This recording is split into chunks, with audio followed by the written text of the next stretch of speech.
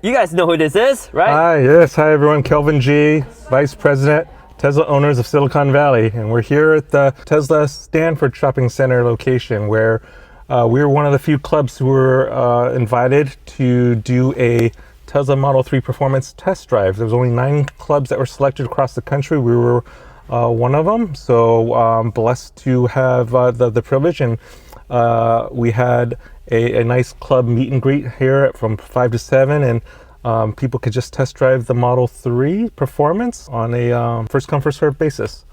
Yeah, and I would say it was a pretty awesome experience. This is my first time driving the Model 3 Performance, and you cannot test drive this anywhere. Like, you go to the showrooms and it's on the showroom, but not on the road. So even the guys here, they said after today, they're locking up these vehicles in the showroom. Nobody gets to test drive them.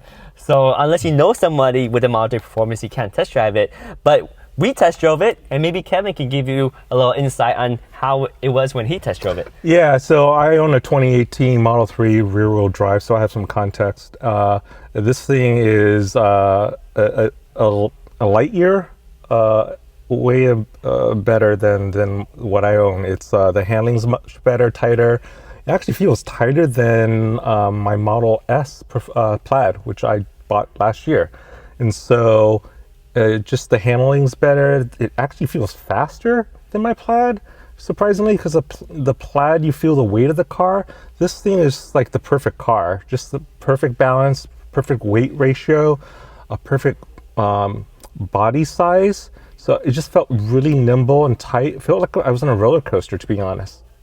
I would agree. I felt like even though I have the Cybertruck, it's very fast. I feel this is a great combination of size and performance. It's like the perfect all-around package. I think these are going to sell like hotcakes, and they're already starting to. Yeah. The only thing is, my gripe is that they're just too common, but they're common because they're going to be selling like hotcakes and be everywhere. Yeah, and the irony is this is actually cheaper than a normal Model 3 because the batteries are sourced here. And with the $7,500 federal rebate, it's ironically cheaper than a normal Model 3. So that's the mind-blowing thing. So yeah, I think you're right. I think to sell a lot of volume. Yes, yes. And you say you have a Model S, right? And you prefer, would you really prefer this over the Model S? You know, Franz called this a mini Model S, and I kind of see his point, right? The refinement of the interior is like a Model S. In fact, it's kind of nicer because you got the new ambient lighting, which the Model S doesn't have yet. And then the seats, how do you like the seats? Yeah, I was going to bring up the seats. I would buy this car just for the seats alone. But you know, the Model S Plaid now has the modified seats too, the plaided seats. It does, and I have not personally tried those, but I just talked to someone who did, and he actually prefers these seats over the Model S seats. Oh, wow. Yeah.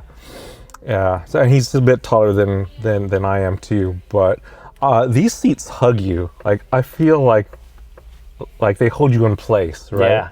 And so I love these seats. I'm in love with these seats. Would you say there's any disadvantage for these larger bolsters right here if you're like a big guy, or you just want to put your hand back a little bit? I did talk to someone earlier today at this event. He's a wider gentleman than me. He did feel like it might. He may not fit the seats as well, so that's something you have to account for. Yeah, but if you're like a normal body size like me, then I think you'll like these seats. I think it's a trade-off, because if you want seats that hold you and you're driving sporty, your hands are going to be in the front anyway. Yeah. So even if you have big arms, you're not going to put it back here. You're gonna put it up there. And I mean, you got pretty big arms too, right? But when your hand is on the steering wheel, the seats do what they're supposed to. They hold you in really well. That's exactly right. Yeah.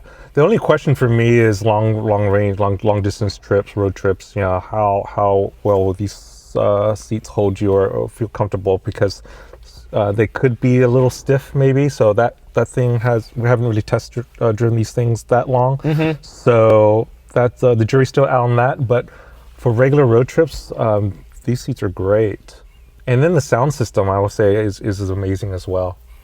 Oh yeah, they've been improving that. Like, all the Teslas have amazing sound system. They do. It's a clean sound, and then we turn off the music, and this thing is very, very quiet. Oh, yeah, that's why I noticed on my test drive too. Yeah. It's like that's the other thing that made it feel so refined. Yes. Is the quietness. Yes. And you have the old one. You've driven the old one. I have, yes. And, some people complain about the old one, about the road noise and all that. And for me, it wasn't a big deal, but this, you can tell the difference. It does feel a lot more refined and quiet. Yeah, so I test drove the old Model 3. I thought it was very loud compared to our Model Y. I got the Model Y. And when I went into this one, I think I could be a little bit biased, but I feel like it's a little bit more quieter than even my 2023 Model Y Performance. I don't know. That's not A to B comparison. It's just from my experience, it sounds quieter.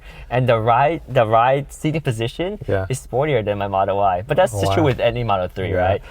Let's talk about the suspension. The suspension is amazing, right? Yeah. I mean, it was really stiff on my 2018 Model 3, and even the Y was pretty stiff. They did a really, really good job on the suspension here. You feel the bumps, but it smooths it all out.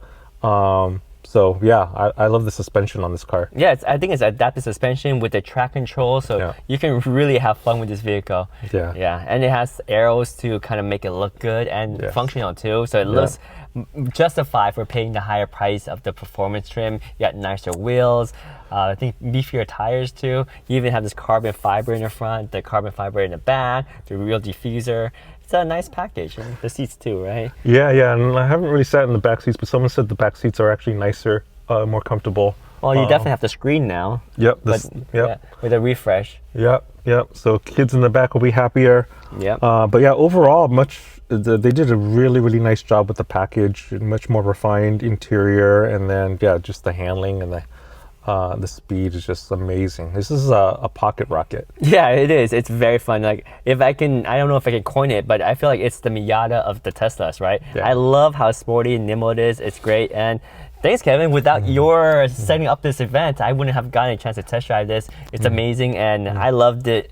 Awesome experience. And thank you for your feedback too. Yeah, you're welcome. Membership has its privileges, right? It does. So TOSV, Tesla Owner Silicon Valley. Yeah. Sign up if you're in the Bay Area, and we'll see you at Tesla Takeover, right? Yeah, I'll be there. That'll be awesome. You even have a website for that, right? You can sign up for it. Yeah. Sorry, it's xtakeover.com. July 27th, 28th.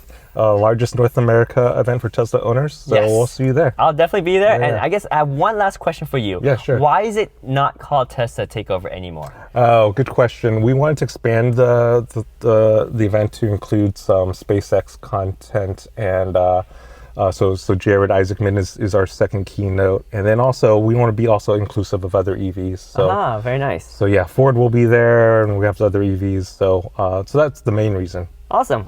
Well, thank you so much for your time. Yeah. And we'll see you at Tesla Takeover, now known as X Takeover. Yes. All right, Kevin. Thanks. Bye.